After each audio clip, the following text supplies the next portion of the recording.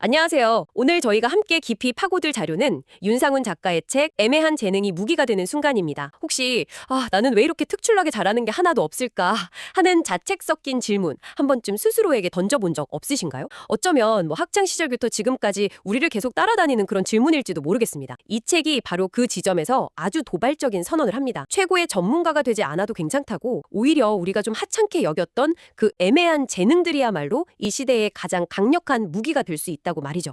오늘 저희는 그 주장이 과연 타당한지, 그리고 만약 그렇다면 어떻게 그 무기를 발견하고 또 벼려낼 수 있는지 그 핵심을 한번 샅샅이 파헤쳐 보겠습니다. 네, 오늘 분석의 핵심 질문은 바로 이거라고 할 수 있습니다. 어떻게 애매함이 강점이 될 수 있는가? 이게 그냥 단순히 새로운 자기계발 팁이 아니거든요. 우리가 오랫동안 너무나 당연하게 여겨온 성공의 공식, 그러니까 한 우물을 깊게 파야 한다는 그 통념에 정면으로 도전하는 어찌 보면 패러다임의 전환을 요구하는 질문이죠. 과연 이 주장이 그냥 뜬구름 잡는 소리인지, 아니면 정말 시대의 변화를 꿰뚫는 통찰인지 함께 살펴보시죠. 좋습니다. 그럼 왜 탁월함이 아니라 애매함인가? 이 금돈절인 질문부터 한번 시작해보죠. 사실 너는 뭘 잘하니? 이 질문은 우리에게 거의 폭력적으로 다가올 때가 많았어요. 공부를 아주 잘하는 것도 아니고 그림을 기가 막히게 그리는 것도 아니고 운동신경이 특별한 것도 아니면 괜히 위축되곤 했죠. 맞습니다. 그건 개인의 느낌을 넘어서 사회 구조적인 압박이었던 거죠. 산업화 시대의 성공 모델은 아주 명확했잖아요. 특정 분야에서 대체 불가능한 부품, 즉 전문가가 되는 것. 이런 관점은 여러 문화권의 속담에도 깊이 배어 있습니다. 아랍 문화권에는 재주가 많다는 건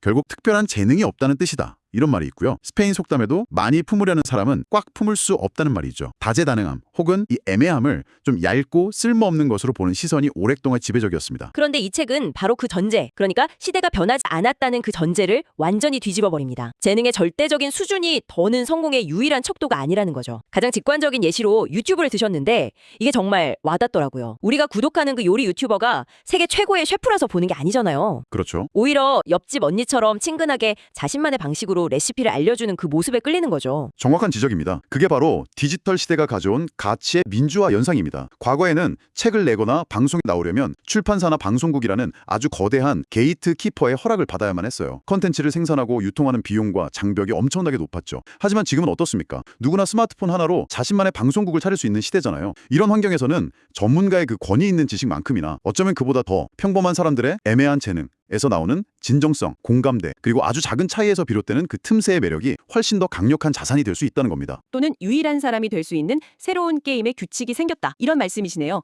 자, 여기가 정말 중요한 지점인데요.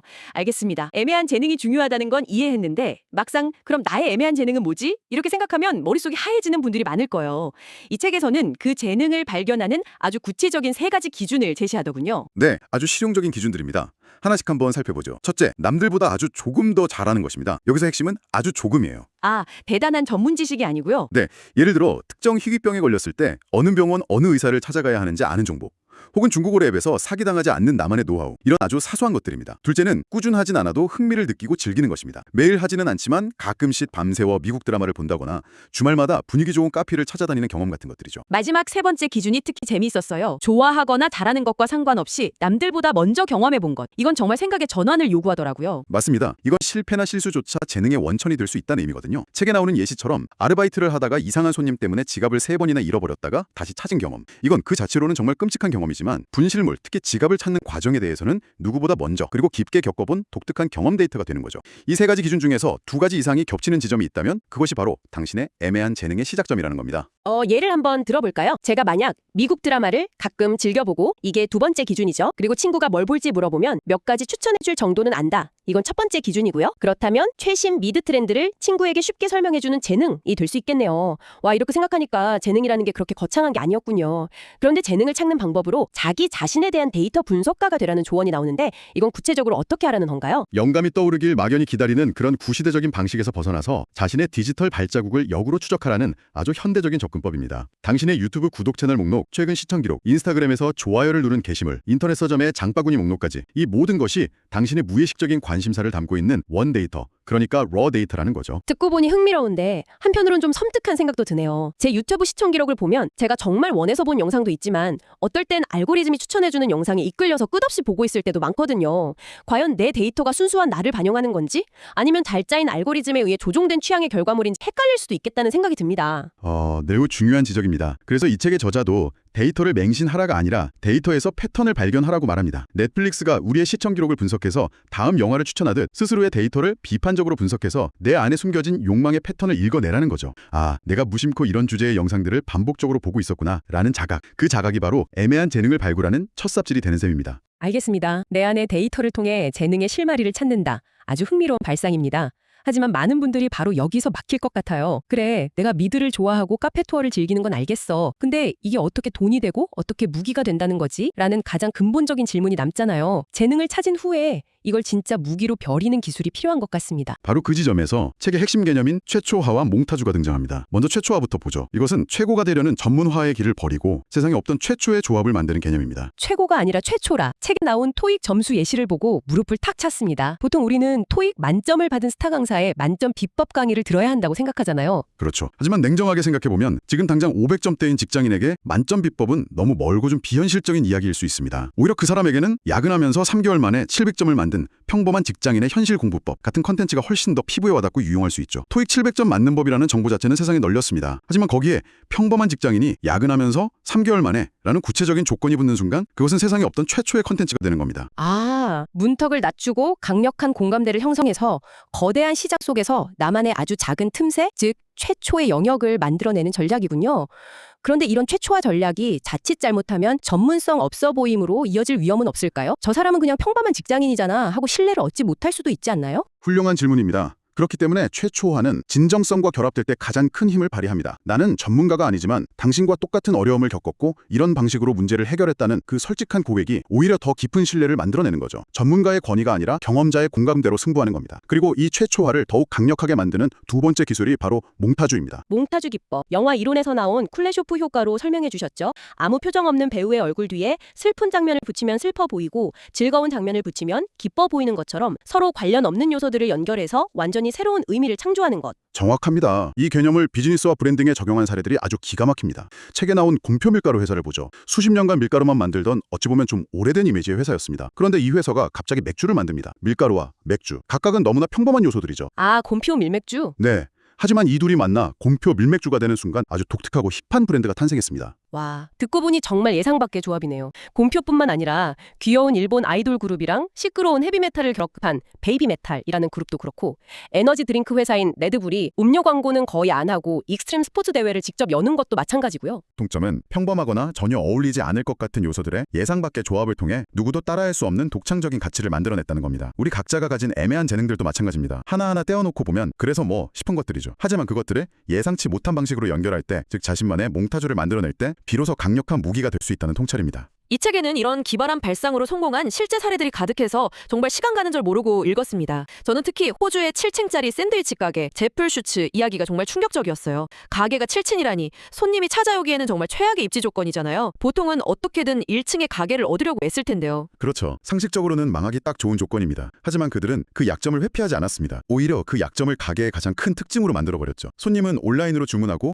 약속된 장소에 서 있으면 7층 창문에서 작은 낙하산에 매달린 샌드위치가 내려옵니다. 상상만 해도 너무 재미있네요. 샌드위치를 기다리는 게 아니라 하늘에서 떨어지는 이벤트를 기다리는 기분이겠어요. 단순히 배를 채우는 행위가 아니라 하나의 경험이 되는군요. 바로 그겁니다. 전략적으로 분석해보면 7층이라는 명백한 약점을 낙하산으로 샌드위치를 받는 독특하고 재미있는 경험으로 완벽하게 재구성한 겁니다. 약점을 숨기거나 부끄러워하는 대신 브랜드 정체성의 핵심으로 삼아버린 거죠. 이것은 1960년대 렌터카 업계 만년 2위였던 에이비스의 전설적인 슬로건 "우리는 2등입니다. 그래서 더 열심히 노력합니다." 와 정확히 같은 맥락입니다. 2등이라는 약점을 솔직하게 인정함으로써 오히려 정직하다는 신뢰와 1등과는 다른 차별점을 동시에 얻어낸 명민한 전략이죠. 약점을 강점으로 전환하는 힘. 상하이에 있는 곰발커피 사례는 그 정점을 보여주는 것 같아요. 청각장애인 직원들이 운영하는 카페라니. 보통 카페는 손님과의 소통이 중요하다고 생각하는데 의사소통의 어려움이라는 명백한 한계가 있잖아요. 바로 그 한계가 그 카페만의 특별한 경험을 만들어냅니다. 손님은 키오스크로 주문하고 벽에 뚫린 작은 구멍으로 쑥 나온 커다란 곰발 모양의 손으로부터 조용히 커피를 건네받습니다. 이 비대면적이고 고요한 과정, 말이 필요 없는 이 순간이 공간이 시끄럽고 복잡한 다른 카페와는 완전히 차별화되는 강력한 매력이 된 거죠. 장애라는 사회적 약자성을 고요하고 신비로운 서비스라는 독특한 강점으로 완벽하게 전환시킨 겁니다. 듣고 보니 정말 그렇네요.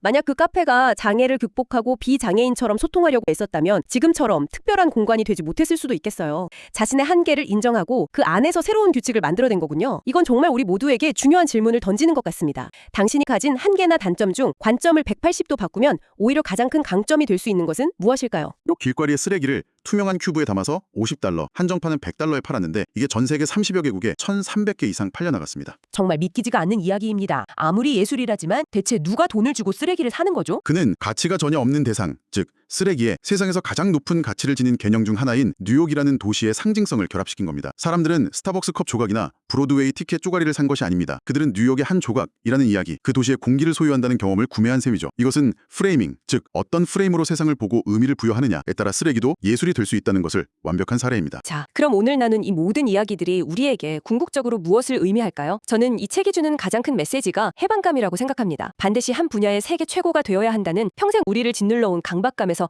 벗어나도 괜찮다는 위로와 허락. 당신이 가진 잡다한 관심사, 흩어져 있는 경험, 그리고 남들이 보기엔 그저 그런 재능들의 독특한 조합이야말로 복제 불가능한 당신만의 진짜 자산이라는 선언. 핵심은 그것들을 더 이상 쓸모없는 잡동사니로 방치하는 것을 멈추고 자신만의 몽타주를 만들기 위한 귀한 재료로 바라보는 관점의 전환입니다. 당신이 밤새워봤던 드라마와 당신의 지루한 직장 생활을 연결해보고 당신이 겪었던 뼈아픈 실패의 경험과 당신의 소소한 취미를 결합해보는 거죠. 그렇게 흩어진 점들을 연결해 자신만의 이야기를 구성하고 애매함을 최초의 것으로 만들어내는 용기, 그것이 지금 우리에게 필요한 것일지 모릅니다. 이 책은 당신의 과거 데이터를 분석해서 미래의 가능성을 찾으라고 조언합니다. 아주 현실적이고 강력한 방법론이죠. 하지만 마지막으로 이런 생각할 거리를 남겨드리고 싶습니다. 인공지능과 컴퓨터는 당신의 과거 행동 패턴을 분석해서 당신이 좋아할 만한 것을 정확하게 추천해 줄 수는 있습니다. 하지만 당신의 미래 욕망을 창조할 수는 없습니다. 쓰레기와 예술을, 7층과 낙하산을, 아이돌과 헤비메탈을 연결하는 기발하고 비논리적인 상상은 결국 인간의 몫이죠. 당신의 데이터를 충분히 분석한 후 그 데이터만으로는 절대 예측할 수 없는 당신만의 가장 엉뚱하고 대담한 연결은 무엇일까요? 어쩌면 바로 그 지점에 당신의 가장 강력한 무기가 숨어 있을지 모릅니다.